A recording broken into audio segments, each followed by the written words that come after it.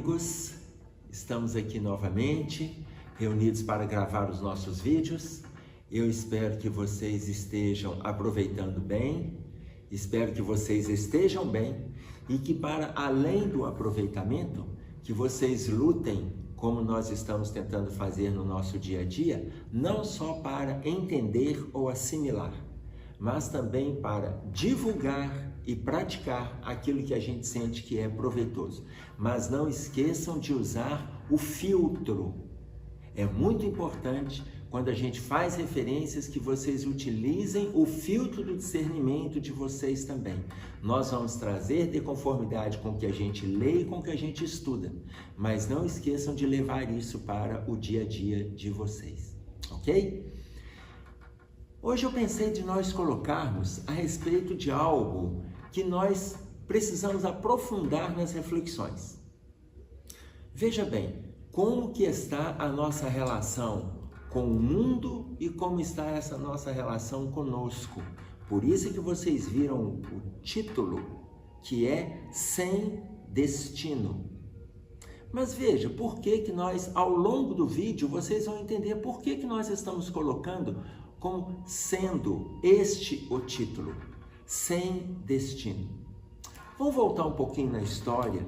Aproximadamente 15 séculos antes de Jesus, nós vamos ver no primeiro livro de Moisés, no capítulo 1, no versículo 16, quando Moisés colocou para nós assim que Deus, veja bem, Deus construiu dois grandes luminares.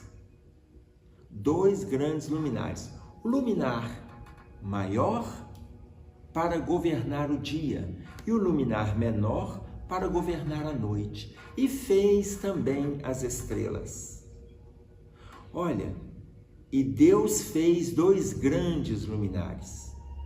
O luminar maior para governar o dia, o luminar menor para governar a noite. Se ele fez um luminar para cuidar do dia e outro para cuidar da noite, ele fez então luminares que nos ajudam a equacionar o tempo. Nós temos dois grandes luminares, ou seja, tanto o dia quanto a noite, eles estão sendo iluminados. E ele fez também as estrelas. Imaginem vocês, atualmente, com o avanço que nós temos da tecnologia, imaginem que a nossa galáxia, o universo, que hoje é chamado de multiverso ou pluriverso, ele é constituído de centenas de milhões de galáxias. Nós não temos a dimensão do que é isso. Então, pegando a nossa galáxia, nós temos centenas de bilhões de estrelas. A nossa Via Láctea, ela contém aproximadamente 100 milhões de estrelas. Olhem o tamanho dos números. Deus fez os luminares, o luminar maior para dirigir o dia, o luminar menor para governar a noite, e fez as estrelas, ou seja, nós estamos ainda com vários focos de luminares, além da noite, além do luminar maior, além do sol e da lua. Mas nós podemos aprofundar e entender que os dois luminares podem representar também nas nossas relações razão e sentimento. Razão e sentimento, dois grandes luminares. Porque a gente pensa, a gente sente, mas fez também as estrelas. Então nós podemos dizer da seguinte maneira: fez o luminar maior, razão, fez o luminar menor, sentimento, e fez as estrelas, o trabalho, as ações, as pequenas luminosidades que vai saindo da reflexão, razão e sentimento. Aí vocês estão pensando, mas por que o luminar menor é o sentimento? Porque quando passa pelo campo da razão, ele passa pelo crivo do discernimento. ele passa pelo crivo do bom senso. Quando chegar no campo do sentimento, é importante que haja a razão para não virar paixão. Porque a paixão, ela não tem juízo. A paixão, ela é desprovida de juízo. Vocês veem, por exemplo, quando eu ando na universidade, eu estou vendo dois jovens ali como se fosse dois em um. Porque eles estão interminavelmente apaixonados. Ali não tem um juízo. Quando você não está simplesmente apaixonado, você não está envolvido com sentimentalismo, ou seja, existe uma razão que conduz aquele sentimento, você sabe em qual momento você vai se envolver, a forma que você vai se entregar, sem os excessos na via pública, sem os excessos no campus da universidade. Então, nós sabemos como que isso ocorre, por quê? Porque ali não tem sentimentalismo, não tem paixões. Quando o casal está naquele movimento 2 em 1, eu estou citando apenas um exemplo. Quando acontece esse movimento, nós estamos dizendo então que existe uma fixação no movimento de paixão, no sentimentalismo. Estão desprovidos naquele momento de razão. Então, quando a gente coloca o luminar maior, o da razão, e o luminar menor do sentimento, é porque a razão chega primeiro, o pensamento chega primeiro. É a partir daí que nós vamos avaliar como que nós estamos no campo do bom senso, no campo do discernimento, para nos envolvermos no campo do sentimento. E quando eu falo luminar maior e luminar menor, fazendo referência aos astros, eu também não estou de forma nenhuma colocando como se a razão fosse 90% das nossas relações. Para a gente colocar uma equivalência de entendimento próximo, imagine vocês a razão com 51% de possibilidade e o sentimento com 49%. Ou seja, razão e sentimento praticamente em equilíbrio. Eu estou colocando, dentro da linguagem que a gente conhece nos dias atuais, empate técnico. Entenderam? Mas vocês podem estar pensando também que o luminar maior, que representa o Sol, representa o maior tempo nosso de discernimento, de equilíbrio, que é o tempo do dia a dia. Se o luminar maior representa a condução do todo, o luminar menor não significa que estejamos sem condução. Tanto que nós temos as estrelas transformadas em ações, atendendo o que coloca para nós o Livro dos Espíritos, na pergunta de número 683. Qual é o limite do trabalho? O limite das suas forças, ou seja, as estrelas. Você vai levar luzes. Você vai levar luminosidade, você vai levar lucidez, você vai levar a claridade. Então, são as estrelas, de conformidade com os luminares que você tem utilizado nas suas referências diárias, seja no luminar maior, seja no luminar menor, seja no campo da razão, seja no campo do sentimento. Claro que precisamos da razão com sentimento. E precisamos do sentimento com razão. Tanto que eu coloquei para vocês, sentimento sem razão é sentimentalismo. Mas razão sem sentimento é racionalidade, pode se transformar em agressividade, impetuosidade. Então, tenhamos cuidado para que as duas se equilibrem, independente do tamanho dos luminares. Mas em Gênesis, nós vamos encontrar também 10 versículos depois, ainda no capítulo 1, porém, no versículo 26, quando Moisés coloca para nós que Deus fez o homem. E fez o homem para que ele domine a terra. Fez o homem para que ele governe a terra.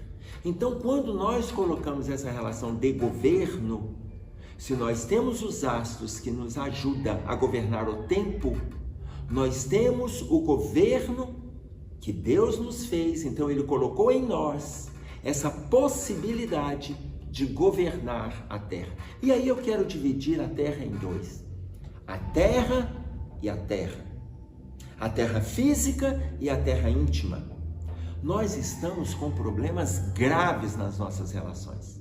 Por quê? Porque não estamos dando conta do governo interno e estamos querendo governar externamente. Então, enquanto nós não dermos conta de trabalhar no nosso estado íntimo de forma eficaz, de forma lúcida, aonde nós podemos desenvolver as relações com o trabalho, as relações solidárias, as relações de envolvimento com a dor do outro, mas no campo da sensibilidade, enquanto nós não fizermos essa interação, nós teremos problemas com o autogoverno. Se eu tenho problema com o autogoverno, como que eu vou governar? Então, governe a terra íntima. Aí vocês estão pensando, mas como esse governo? Governar a terra íntima. Imagine o seu autogoverno. Imagine o seu movimento com os seus pensamentos. Que tipo de pensamentos alicerçam o seu estado íntimo? Eu estou dizendo agora, lá em Jeremias, no Velho Testamento, no capítulo 4, no versículo 14, quando ele fala: até quando hospedarás contigo os teus maus pensamentos? Até quando hospedarás contigo os teus maus pensamentos? Significa como está o seu governo mental. A pergunta que Jeremias faz: como está o seu governo mental? Como está a direção dos seus pensamentos? Como está a direção dos pensamentos em relação à harmonia que você deve dar com o seu corpo? Como está o governo mental? E depois você vem para o governo do próprio corpo. Imaginem vocês que não é simples governar o nosso corpo. São 60 trilhões de células trabalhando em nosso favor, conforme coloca para nós Joana de Ângelis, no capítulo 4 do livro Lampadária Espírita. Então, eu posso ter um corpo saudável dependendo da forma mental com que eu caminho. Mas eu posso ter um corpo doentio, dependendo como eu hospedo os meus pensamentos, na qualidade que nos passou Jeremias. Até quando hospedarás contigo os teus maus pensamentos? Porque na época dele, essa condução já era difícil para dar a direção. Essa condução era a mais comum, era do pensamento negativo e não do pensamento positivo. Era difícil mudar, eu falei dar a direção, mudar a direção para o pensamento positivo. Na época de Jeremias, nós estamos falando de vários séculos antes de Jesus. Então, se na época dele era difícil, imaginem na época de hoje. E aí nós vamos dar a condução do nosso corpo de conformidade com a nossa mente. Eu governo aqui, eu governo aqui, eu governo aqui, eu governo aqui. Então, por que nós temos um planeta tão doentio? Por que nós temos um país tão doente? Por que nós temos? Porque nós não estamos dando conta ainda de fazer o autogoverno. Além deste autogoverno, eu preciso ter o governo do meu entorno, da minha família, da minha empresa, do meu ambiente de trabalho, das minhas relações. Aí já é o em volta. Eu preciso ter este governo. Para depois eu ampliar o nível de governabilidade. Então, quando Deus fez o homem para dominar, quando Deus fez o homem para governar a terra, imagine, ele criou os astros para governar o tempo. Nós vamos administrar o tempo conforme os nossos governos. E aí, a gente pensa mais na frente na colocação de Jesus, quando a gente fala do tema sem destino. Quando Jesus, no capítulo 6 de Marcos, ele diz para a gente assim: havia muitos que iam e vinham, e não tinham tempo para comer. No versículo 31. E aí eu fico colocando qual destino que nós estamos dando para as nossas vidas. Qual destino? Qual destino que nós estamos dando para as nossas relações?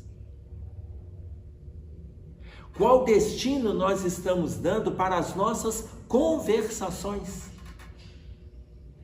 Qual destino que nós estamos dando especificamente para a nossa língua? Qual destino que nós estamos dando para os nossos envolvimentos afetivos e sexuais? Qual destino que nós estamos dando para a nossa vida como um todo? Havia muitos que iam e vinham e não tinham tempo para comer. Nós estamos numa relação de dificuldades com esse trânsito na Terra. A gente vai e volta para os nossos afazeres. Vai para o trabalho e volta para casa. Volta para o trabalho e volta para casa. A gente vai para a viagem e volta para casa. Vai para um show e volta para casa. Vai para a casa espírita e volta para casa. Vai para a igreja e volta para casa. Mas muitos de nós fazemos esses movimentos todos, que são movimentos sociais, trabalhistas, religiosos. Nós fazemos, mas não nos alimentamos.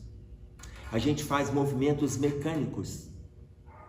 Eu tenho uma amiga, por exemplo, que ela falou assim, eu gosto de ir na missa, eu gosto de ir na missa do padre tal, porque a missa dele é mais curta.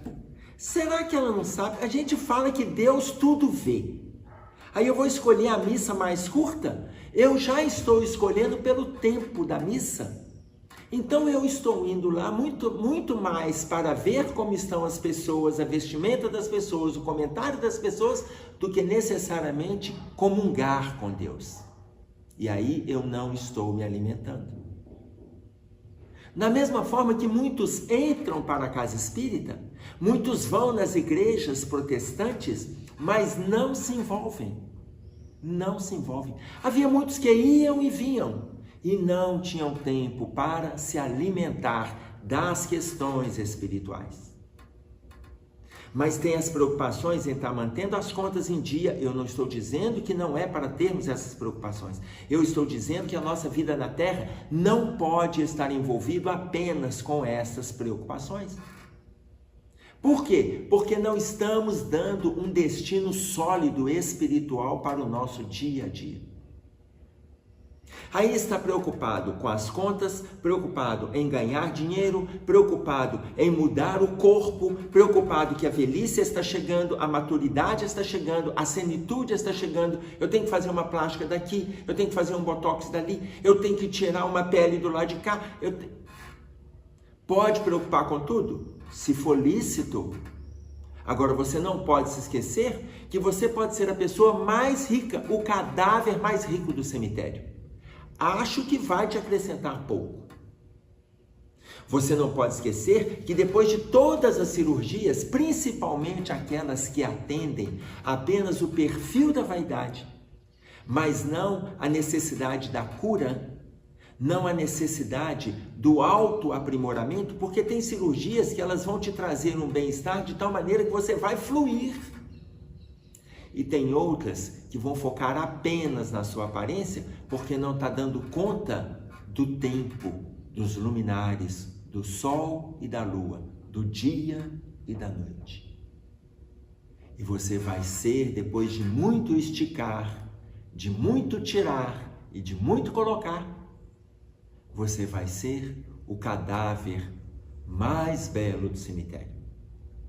Que diferença que vai fazer isso, e eu estou dizendo espiritualmente, porque nós estamos discutindo destino.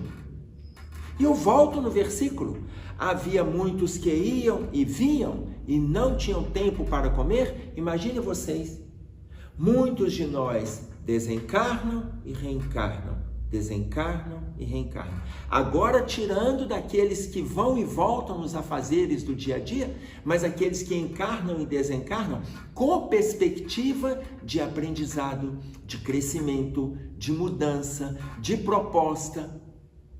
Mas a pessoa não faz. Chega aqui, ela se envolve com tudo que é do plano físico e se esquece das questões espirituais. Quantos de nós estamos caminhando há séculos sem destino? Hoje que a lucidez está chegando em nós, a lucidez que está entrando pelas nossas mentes, ela precisa passar por essa via, mudando a nossa forma de sentir e não simplesmente a nossa maneira de pensar. Hoje nós sabemos quando o pensamento está negativo e conseguimos entender inclusive o que disse Jeremias: até quando hospedarás contigo os teus maus pensamentos? Conseguimos. Nós podemos pensar negativamente 10 minutos, podemos pensar 20 minutos, podemos pensar um dia inteiro, podemos pensar uma semana inteira. Claro que na segunda semana nós já estamos adoentados, fragilizados, temerosos, ansiosos, e aí começamos a alimentar as primeiras sementes da doença.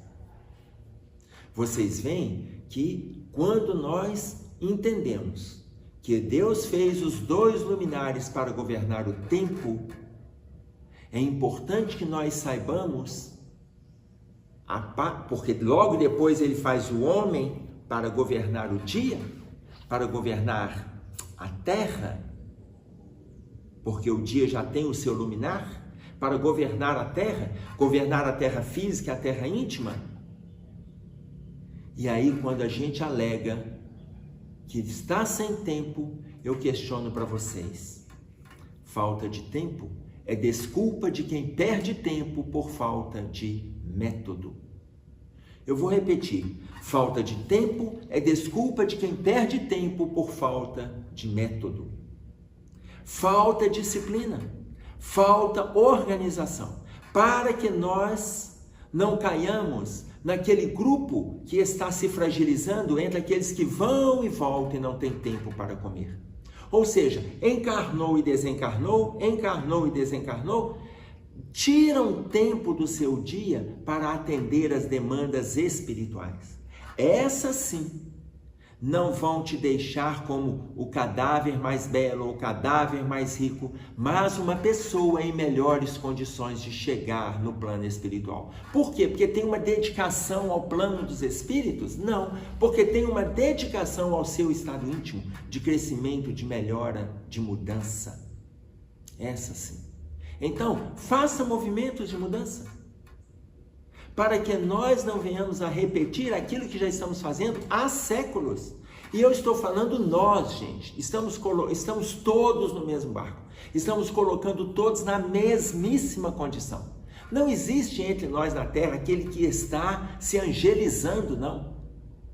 E nem aquele que está entrando para as trevas, num movimento quase que imorredor, onde ele vai ficar ali nas trevas milhões de... Gente, isso não existe. A treva é eterna, o inferno é eterno, o fogo é eterno.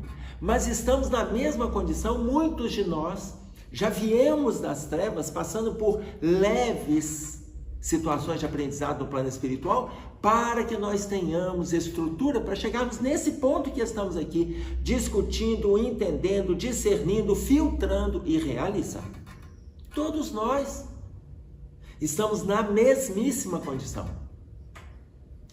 Mateus foi muito feliz quando ele disse, antes de Jesus iniciar o Sermão da Montanha, no capítulo 5 do Evangelho dele, Mateus no capítulo 5, no versículo 1, quando ele coloca Jesus vendo a multidão, subiu ao monte. Ele foi muito feliz quando ele colocou que Jesus via a multidão, porque a gente pensa inicialmente numa multidão de pessoas, mas a visão clínica do Cristo, ele fala para a gente de uma multidão interna de desvalores, de dificuldades, de problemas, de transtornos, de doenças que estávamos carregando.